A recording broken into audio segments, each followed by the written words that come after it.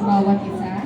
Bago po tayo magsimula, nais lamang po namin ipaabot ang aming pakikiramay sa kabuuan po ng Amba family. At sa gabi ito, kami po ay maghahandog po ng panalangin at the same time po pagbabahagi po ng salita ng ating Panginoon upang ito po ay magbigay po ng kaaliwan. Yan ang comfort po, especially po sa pamilya at sa lahat po ng mga nagmamahal po kay Nanay Adelina. Kaya sige po, maaari mo bang anyayahan tumayo ang bawat isa? Kasi mag-alay ng amin para sa ating Diyos. Hallelujah. Hallelujah. Amitan po natin ang ating Diyos. Hallelujah. Because He lives, I can face tomorrow. Because He lives, all fear is gone. Because I know He holds my future, and life is worth a living just because He lives. Minsan pa nga po, because He lives. Because He lives, I can face tomorrow. Yes, oh Lord, because He lives. Because He lives, all fear is gone. Because I know He holds our future, and life is worth a living just because He lives, and life is worth. And life is worth a living just because He lives. Minsan pa nga po. And life is worth a living just because He lives. Iyan tayo po'y manalangin sa gabing ito. Dakilang Diyos, Ama naming sumasalangit, patuloy ka namin tinatanghal, niluluwalhati, Panginoong Yesus, sa aming kalagitnaan.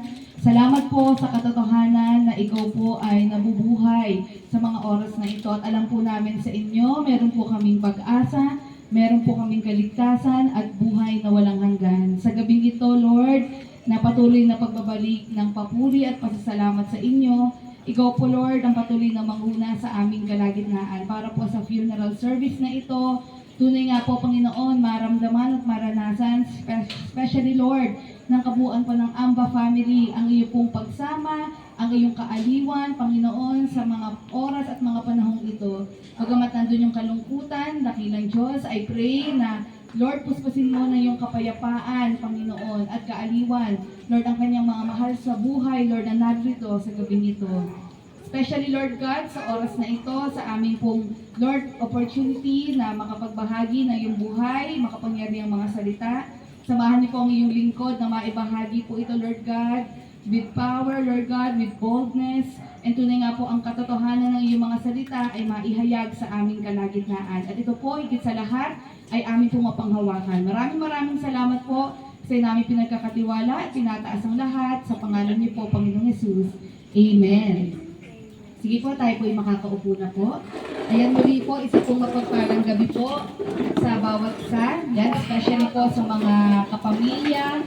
Ayan po, sa mga nagmamahal po kay Nanay Adela, sa mga kaibigan, mga kapitbahay po na narito. Ayan. So, alam ko po nandoon po yung kalungkutan, hindi po maiiwasan yan at normal lang po talaga na tayo po ay makaramdam po ng kalungkutan, especially sa ating mga mahal sa buhay. Ngunit salamat po sa ating Panginoon Panginoon dahil sa kanyang mga pangako. Yan, ang kanyang salita ay puno-puno po ng mga pangako na nagpapaalala sa atin na tunay nga po na ito pong physical na kamatayan, hindi po ito. Yan ang ending ng lahat ng bagay. Kundi sa pamamagitan po ng ating pagtitiwala at pananampalataya kay Kristo Jesus, yan makakasiguro po tayo na meron po tayong buhay na walang hanggan. At sa gabing ito, bago po natin of course ipanalangin po yung pamilya po, yan na naiwan ni Nanay Adela. Ayan of course, nais po natin. Katulad po ni Nanay, ayan, na alam ko po na siya po ay unang-una, nagkaroon po talaga ng pagkilala at pagtanggap sa ating Panginoon. In fact, sabi nga ni Sister Bell, siya po ay ginamit doon sa kanilang church. Nag-caretaker po siya doon. And last Saturday nga po, yan, ako po ay naparito pa at nakapag-pray pa po, nakausap po po si Nanay. Ayan, at nakakatuwa po na sa kabila po ng kanyang kalagayan, alam ko po at kitang-kita ko po, physically nahihirapan si Nanay. Ayan po, pero naandoon pa rin yung naalala niya, especially po yung pangako ng ating Panginoon. Yan, kung paano niya po kinote yung Psalm 23. Ayan, nasabi ko talagang timely sa kalagayan po ni Nanay na alam niya na sa kabila ng takot, pangamba ng kanyang nararamdaman, pero pinanghawakan niya na ang Panginoon ang kanyang pastol. Kaya alam niya hindi siya magkukulang. Inire-recite po yun ni Nanay kahit siya po ay nasa may karamdaman na po siya at nahihirapan. Pero alam ko po sa puso't isipan niya, talagang pinangahawakan niya po yung pangako na iyon. At alam po natin na sa mga oras na ito, dahil po sa pagtitiwala po ni Nanay sa ating Panginoong Yesus, alam po natin na natapos na po yung kanyang paghihirap sa mundong ito. At siya po ay nasa piling na po ng ating Panginoon. Nais ko lamang pong ibahagi po ang salita ng Diyos sa bawat isa upang sa ating pong mga narito at mga naiwan pa po sa mundong ito po ay magsilbing paalala po sa atin. At the same time, magsilbi din po itong pangako, mapangahawakan din po natin. Yan, hanggat tayo po ay nabubuhay pa sa mundong ito.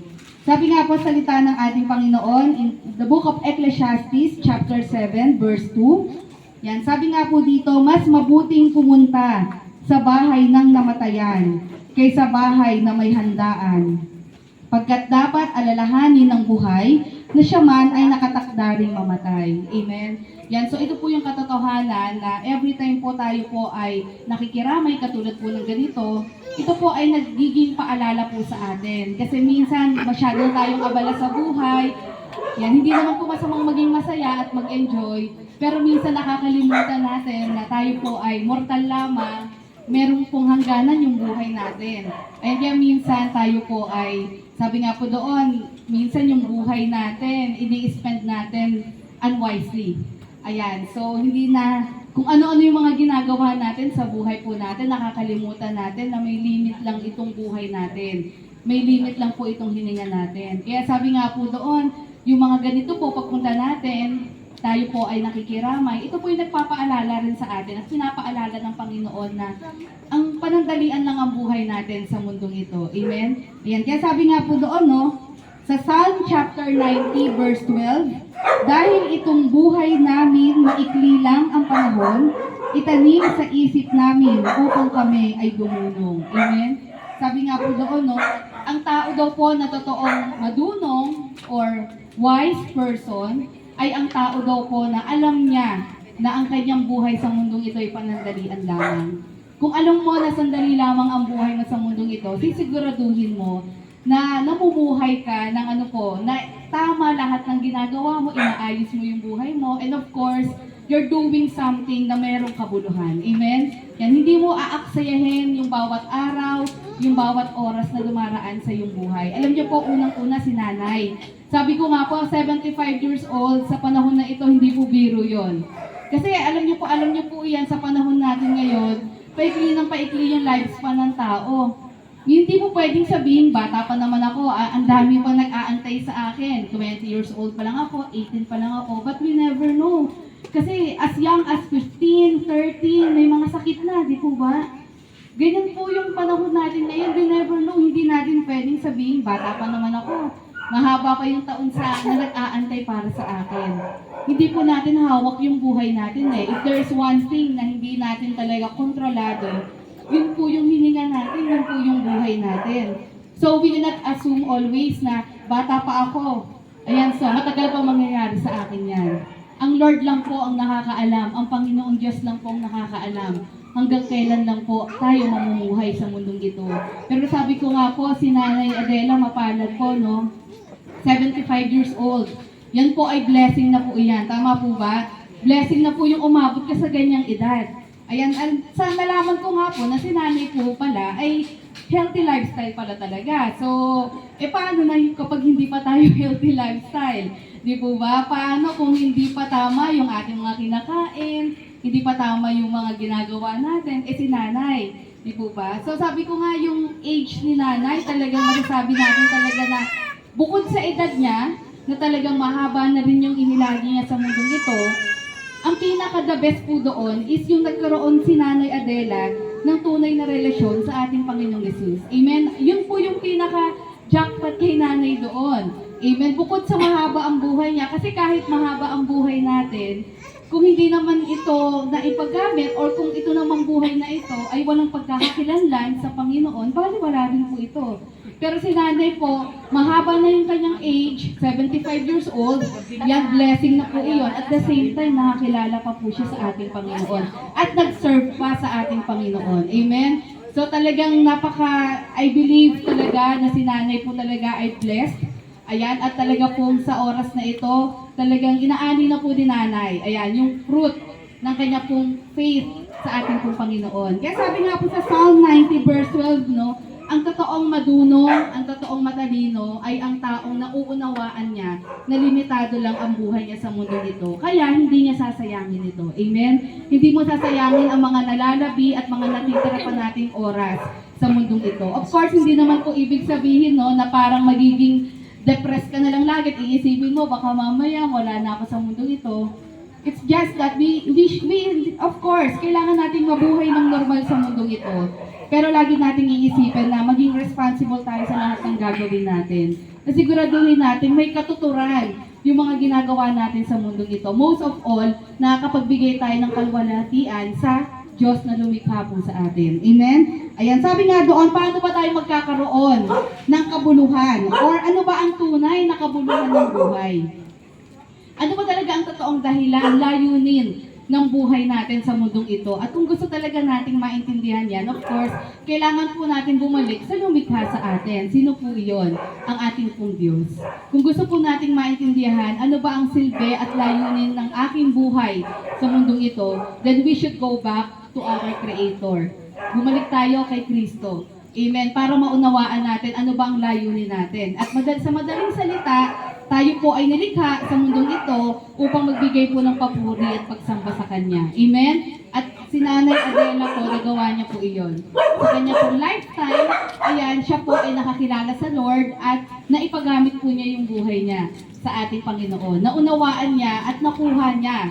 Nalaman niya ang layunin niya sa mundong ito. Kaya masasabi natin, hindi sayang ang yung kanyang 75 years na ito. Kasi nga po, higit sa lahat ng bagay na na-accomplish niya, of course, nagkaroon siya ng pamilya, nagkaroon siya ng mga apo, ng mga kaibigan. Ang pinaka-the best doon, nagkaroon siya ng relasyon sa Panginoon at ang buhay niya ay naipagamit niya sa ating Panginoon. Sabi nga po ni Pablo in Philippians chapter 1, verse 21, sapagkat para sa akin ang buhay ay para kay Kristo at ang kamatayan ay pakinabang. Amen? Ibig sabihin, mabuhay o mamatay, sabi po ni Pablo, wala siyang panghihinayangan doon. Sabi niya, bakit? Kasi kung mabubuhay siya, sabi ni Pablo, kung mabubuhay ako, mananatili pa akong buhay, ang buhay na ito papagamit ko sa Lord.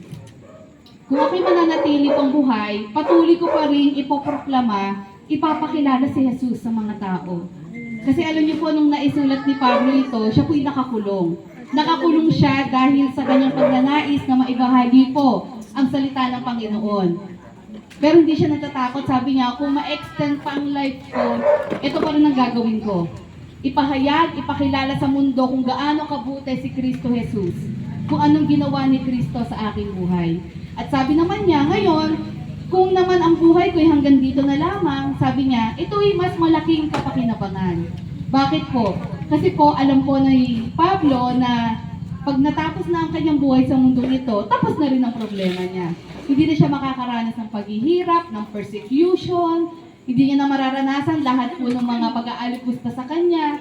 Dahil alam niya ano po, pag siya'y kinuha na ng ating Panginoon, doon sa piling ng ating Panginoon sa kalangitan, wala na po doong ano po, wala na persecution doon, yan, wala na pong paghihirap, wala na pong sakit karamdaman, higit sa lahat, wala nang kasalanan, at wala na pong kamatayan doon.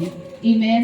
At sabi nga po doon, kaya po ganon ang pananaw ni Pablo, kasi unang-una sa lahat, alam niya na meron siyang totoong relasyon sa ating Panginoon. Confident po tayong harapin ang kamatayan kapag alam po natin na meron tayong totoong relasyon at pagkakakilala kay Kristo Jesus. It's not about religion, it's not about sect or denomination, but it's about having personal relationship, personal na pananampalataya sa ating Panginoong Yesus. Bakit po? Ano po ba ang sitwasyon talaga ng tao para maunawaan natin? Bakit kailangan natin ng personal na relasyon sa ating Panginoon? Romans chapter 3, verse 23, ano pong sinabi doon? Sapagkat ang lahat, referring to all people, lahat ay nagkasala at hindi nakaabot sa pamantayan ng Diyos. Lahat po tayo ay tinimbang, ngunit kulang. Lahat tayo may atraso sa Diyos. Lahat po tayong mga tao sa mundong ito ay makasalanan. At alam po natin, yung kasalanan na iyan ang nagdulot upang tayo magkaroon ng ano po, pagkakahiwalay sa ating Diyos. Sabi po dito, Romans 3:23, for all have sinned and fall short of the glory of God. At sabi po dito sa Romans chapter 6 verse 23, sapagkat kamatayan ang kabayaran ng kasalanan. Hindi lang po physical death. Although kasama po ito. Kaya po nagkaroon ng physical na kamatayan, part po ito ng consequence ng kasalanan. But hindi lang po yan, may mas matindi pong kamatayan. Ito yung walang hanggang kamatayan, walang hanggang kaparusahan, walang hanggang pagkakalayo sa Diyos. At lahat po tayong tao originally, doon po tayo. Dahil po sa ating mga kasalanan. Sapagkat, sabi po salita ng Lord, Romans 6:23, sapagkat sabi po doon, kamatayan ang kabayaran ng kasalanan. Pero ito po ang mabuting balita ng kaligtasan.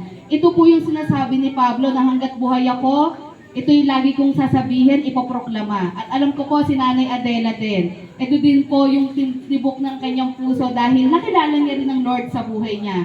At naintindihan niya ito. Ito po ang good news. Sabi po sa Romans 6:23, kung itutuloy po natin, ngunit ang walang bayad na kaloob ng Diyos ay buhay na walang hanggan sa pamamagitan ni Kristo Jesus na ating Panginoon. Pero ito po ang regalo ng Diyos sa atin. Pag sinabing regalo, walang bayad, walang hinihinging kapalit. Anong sabi po doon? Buhay na walang hanggan sa pamamagitan ni Kristo Jesus. Ibig sabihin, meron na po tayong way para tayo po'y makalaya sa kasalanan. Tayong lahat ay makasalanan. Ngunit sabi po doon, gumawa ng kaparaanan ang Diyos para tayong lahat ay makalaya sa kasalanan. Kasi hindi naman po natin talaga kayang makalaya on our own sa kasalanan. Kasi kung kaya natin, ano yung dahilan bakit naparito pa si Jesus sa mundong ito? Naparito pa ang Diyos, nagkatawang tao through Jesus, because hindi kaya ng taong iligtas ang kanyang sarili. Hindi natin kayang iligtas mula sa pagkakasala. But Jesus Christ came into this world. Inalay niya yung kanyang buhay. Siya ang namatay sa krus ng Kalbaryo dahil sa ating mga kasalanan. At ito po yung libreng kaloob ng Diyos. Anong pwede natin gawin? Ano lang yung dapat natin gawin? Manampalataya, tanggapin si Jesus sa ating mga buhay bilang Panginoon tagapagligtas. Sabi nga po dito sa 1 John chapter 2 verse 2, si Kristo ang handog sa ikapagpapatawad ng mga kasalanan. Hindi lamang ang ating mga kasalanan, kundi maging ang kasalanan ng lahat ng tao. Amen? Malinaw po ang salita ng Panginoon. Siya po ang naging handog upang magkaroon ng pagpapatawad. Amen. Tayo pong lahat nagkulang, nagkasala sa Diyos. Pero dahil kay Jesus, kung tayo po ay lalapit kay Jesus, tatanggapin natin siya, of course, hihingi ng tawad sa mga pagkakasala natin, tayo po'y patatawarin ng Diyos. Amen? Tayo po'y ililigtas ng Diyos, at tayo po'y patuloy na aayusin at babaguhin ng ating Panginoon. Alam ko po, yan po ang naranasan ni Nanay Adela sa ating Panginoon. Amen? Kaya, nung sinabi po niya, kinote niya at nirecite niya yung Psalm 23, yun na po yung kabuuan nun eh. Talaga dinedeklara niya doon yung kanyang lubos na pagtanggap, pagpapasakop kay Kristo bilang pastol ng kanyang buhay. At sabi nga doon sa Psalm 23, at dahil kay Jesus bilang pastol, hindi na ako magkukulang. Talagang wala na tayong hahanapin pa. Amen. At sa pagtatapos ko po sa gabing ito, sabi nga po ni Jesus, John chapter 11 verse 25, sinabi sa kanya ni Jesus, ako ang muling pagkabuhay at ang buhay. Ang sino mang sumasampalataya sa akin, kahit mamatay, ay muling mabubuhay. At sino mang nabubuhay at sumasampalataya sa akin, ay hindi na mamamatay kailanman. Naniniwala ka ba sa sinabi ko? Nung sinabi po ito ni Jesus, siya din po ay pumunta sa isang lugar na kung saan may namatayan din po. At yung namatay po na iyon na si Lazaro ay personal na kaibigan talaga ni Jesus yun. At nung lumapit sa kanya ang mga kapatid ni Lazaro, of course, nandun po umiiyak sila kahit si Jesus po. Kaya sabi ko nga po kanina, normal po tayong malungkot, umiyak. Normal po yan, lalo na't mahal natin sa buhay yan. Because even Jesus himself mourned. He also cried for Lazarus kasi kaibigan niya ito. Pero after po noon, nung lumapit po yung mga kapatid ni Lazaro, ito po ang sinabi ng ating Panginoon. Sabi niya dito, I am the resurrection and the life. Ibig sabihin noon, bagamat si Jesus ay namatay sa krus ng Kalbaryo, but on the third day, ito po yung good news, hindi siya nanatiling nakapako sa krus ng Kalbaryo. Siya po ay nabuhay na magmuli. Ano pong ibig sabihin nun? Ibig sabihin, tinanggap ng Diyos Ama ang kanyang pag-aalay ng kanyang buhay para sa ating mga kasalanan. At ibig sabihin po noon, He is able. Kaya po ni Jesus na tayo po iligtas. Kaya niya po tayong patawarin. Ibig sabihin, lahat po ng sinabi niya, totoo. Dahil siya po ay nabuhay na magmuli. Kaya sabi niya dito, ako ang muling pagkabuhay at ang buhay. Ang sino mang sumasampalataya sa akin, hindi sa relihiyon. Ang sino mang sumasampalataya kay Jesus, kay Jesus. Sabi dito, kahit mamatay, of course, tayo pong lahat, mawawala at mamamatay sa mundong ito, sabi doon, ay muling mabubuhay. Kasi magkakaroon po muli ng muling pagkabuhay. Lahat po ng totoong tumanggap na ng palataya kay Jesus, tayo po'y mamamatay physically, pero sa muling pagbabalik ni Jesus, bubuhayin niya muli ang lahat ng totoong tumanggap sa Kanya. At sabi doon, at sino man nabubuhay at sumasampalataya sa akin, ay hindi mamamatay kailanpaman. Ang tinutukoy po niya dito ay tinatawag natin eternal life o buhay na walang hanggan. Amen? Ibig sabihin po niyan kay Kristo Jesus, yan, makakaranas po tayo ng buhay na walang hanggan. Ika nga, ang kamatayang pisikal ay panandalian lamang. Pero sa pagbabalik ni Kristo, bubuhayin niya tayo at mararanasan na natin ang walang hanggang kaligayahan, kasaganahan, sa piling po ng ating Panginoon doon sa kalangitan. Amen? Ito po yung pangako ng Panginoon sa sino mang totoong tumanggap at mananampalataya sa Kanya. At alam ko po si Nanay Adela, pinahawakan po ni Nanay yun. Amen? Kaya nandoon po yung assurance ng kaligtasan at buhay na walang hanggan. Amen. Sige po, sa oras na ito, paano po bang tumayo ang bawat isa? Tayo po ay mananalangin. Amen. Yan, sa ating pong kalagitnaan, kung sino man po sa atin ang nagnanais na tanggapin, kilalanin ang ating Panginoon sa ating pong mga buhay, pwede po tayong sumunod sa short prayer na ito. Ito po ang personal na panalangin po natin. Panalangin po ng pagtanggap sa Panginoon at gawin po natin ito ng buong puso. Yan, gawin po natin ito sa ating Lord. Manalangin po tayo. Sabihin po natin sa Kanya sa mga oras na ito. Dakilang Diyos, inikilala namin na kami ay makasalanan at hindi nakapagbigay ng kaluguran sa iyo. Patawarin niyo kami, Panginoon, sa lahat ng aming mga pagkakasala. Sa oras na ito, kinikilala namin ang paghahandog mo ng iyong buhay sa krus ng Kalbaryo para sa aming mga kasalanan. Patawarin niyo po kami, Panginoon. Linisin niyo po ang aming mga buhay. At turuan niyo po kami mamuhay ayon sa iyong nais at kalooban. Kaya sa oras na ito, Panginoong Yesus, tinatanggap ka namin bilang aming Panginoon, Diyos at tagapagligtas. Patuloy kang maghari at mamuna sa aming mga buhay. Maraming salamat po. Ito po ang aming panalangin. Sa pangalan niyo po, Panginoong Yesus. Amen. Ako na lang po mananalangin sa gabi ito. Dakilang Diyos, Ama naming sumasalangit. Lord, maraming salamat po sa pagkakataon na malayang maipahayag ang iyong buhay at makapangyarihan at totoong mga salita sa aming kalagitnaan. Salamat po sa iyong pangako, Lord, ng pagpapatawad, sa iyong pangako ng kaligtasan, sa iyong pangako ng buhay na walang hanggan. At sa gabing ito, Panginoon, Lord, para po sa huling gabi, Lord, ng pakikiramay, dito po, Lord, sa tahanan po ng Anga Family, Lord, ay tunay nga po, Panginoon, salamat sa mga kapamilya, mga kaibigan, kapitbahay na present sa gabing ito, na nakikisa, Lord, sa funeral service na ito. Ang dalangin namin, Panginoon, na sa araw po ng bukas, Lord, ay magkaroon ng magandang better, Lord, sa araw po ng libing, Panginoon, at siyain niyo po ang magandang klima, in Jesus' mighty name. Dalangin din po namin, Lord, na pagpalain niyo po, Lord, ang mga anak po ni Nanay Adela, Lord, ang kanya pong mga pamangkin, ang kanyang mga apo, ang mga mahal niya sa buhay, kamag-anak, mga kaibigan, kapitbahay na narito, ang lahat ng nagmamahal sa kanya, Panginoon.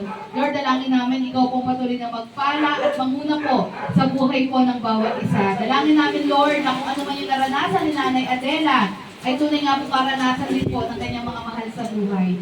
Lord, dalangin ko rin po, Panginoon, sa kanilang magkapatid, Lord, na naiwan ni Nanay. Lord, ikaw pong patuloy na mag-bless sa kanila. Lord, pigisin niyo pa sila ng iyong pag-ibig, pagkakaisa, Lord God, at ang buong pamilya nila, Lord, ay nandoon po yung kapayapaan, bagamat nandoon yung kalungkutan. I pray, pawilin mo ito at palitan mo ng kapayapaan, kagalakan, Lord, at kapayapaang nagmumula lamang sa inyo. Maraming salamat po, Lord, sa araw-araw, simula, Panginoon, ng unang araw nila dito. Salamat sa pag-iingat, pamumuno niyo po sa buhay po ng bawat isa, Lord God. At salamat din po, Panginoon, sa kalakasan, kaloob mo sa kanila, sa provision, Lord, ay pinagkaloob mo rin sa kanila. Sa'yo po namin pinagkakatiwala, Lord, ang kanilang mga buhay, and even ang gabi nito, at ang araw po ng bukas, Lord God. Sa'yo namin tinataas ang lahat. Ito ang aming panalangin, sa pangalan niyo po, Panginoong Yesus. Amen. God bless po. Sir, ba may gusto po kayo sabihin? Or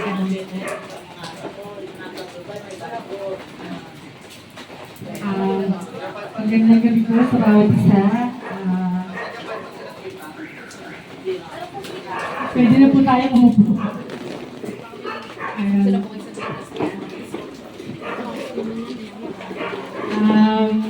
In behalf of Amba and Vargas family, po namin iparating sa inyo ang aming pong taus-pusong pasasalamat sa inyo pong pakikiramay sa amin. Napaka-bless po na aming ina dahil nakita po namin na marami po nagmamahal sa kanya. Sabi nga po ni Pastora kanina, totoo po yun, si Mama, kahit may nararamdaman na talaga dahil nanggaling po siya, nag-undergo po siya sa angioplasty. Pero nakaka-bless po ang buhay niya kasi nire-recite niya po talaga yung The Lord is my shepherd, I shall not want. English Tagalog pa po talaga. Nakaka-bless ko sa buhay niya. Di ba pag 75 years old na, parang yung memory nalolos na, di ba? Parang yung memory, yung hindi ka na ganun katalas yung memory mo. Pero sa buhay ko ng mama ko, sobrang nakaka-bless kasi nag-recite niya pa po yun, English Tagalog. So, salamat po sa Panginoon sa buhay niya. Masakit, mawala na isang minamahal. Pero, tinitingnan na lang po namin na in a positive way na mas mabuti na po yung hindi na po namin siya makitang mahirapan. So, salamat po sa Panginoon sa buhay niya. At sabi nga po kanina ni Pastora, yung umabot ka na 75 years old, sobrang nakaka-bless na po yun dahil sa totoo lang yung iba, hindi na nga po umaabot ng 50, di ba? Kasi ang buhay natin ngayon talagang yung mga kinakain, di ba? Marami ng chemical. Pero sa buhay po ni Mama, salamat po sa Panginoon sa buhay niya. At muli po, sinasabi ko po ang aming taus-puso para salamat sa inyo. Para po sa huling po na kung sino man ang nais na makipaglibing po bukas, ito po ay 11 o'clock ng umaga, pero 10 o'clock po, darating na po ang karo. So 10 past, aalis na po. Dapat po kasi 11 o'clock, nasa himlayan na po. So, asahan ko po kayong muli. Salamat po muli sa inyong pakikiramay. At God bless po sa bawat isa. Salamat din po, Pastora, at aking po mga kapatid sa Panginoon. God bless po.